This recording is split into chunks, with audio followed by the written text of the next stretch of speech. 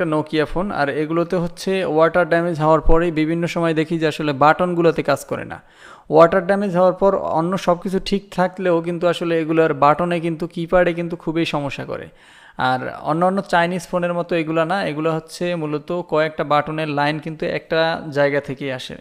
যেমন 1 2 3 এগুলো হচ্ছে একটা থেকে, আবার 4 5 6 এগুলো হচ্ছে আবার আর একটা লাইন থেকে। তো মিসিং হইলে কিন্তু একসাথে 4 5টা হয়। তো আমার যে ফোনটা আমি যেটা কাজ করতেছি এটা হচ্ছে 4 5 7 8 9 এবং অ্যারো বাটন একটা আছে, এগুলোতে হচ্ছে সমস্যা। তো আজকের ভিডিওটা খুব মনোযোগ সহকারে দেখবেন, টেনে টেনে দেখলে কিন্তু আসলে কথাগুলোও শুনতে পারবেন না, আর আপনি কিন্তু এটার সলিউশনও বের করতে পারবেন না। আমি কিন্তু আসলে যেভাবে আসলে জাম্পার করি বা মিটার দিয়ে মেপে আপনাদেরকে দেখাবো যে কীভাবে কোন জায়গা থেকে লাইনগুলো আসছে। তো আমার যদি আসলে ভিডিওতে আপনারা খুব ভালোভাবে বুঝতে নাও পারেন, কোনো সমস্যা নাই, শুধুমাত্র ভিডিওটা কন্টিনিউ করে যান, অবশ্যই আপনারা এই সলিউশনটা কিন্তু আপনারা নিতে পারবেন। যেহেতু এই ধরনের ভিডিও বাংলা ভাষায় তেমন একটা নেই, আজকে আমি বাংলা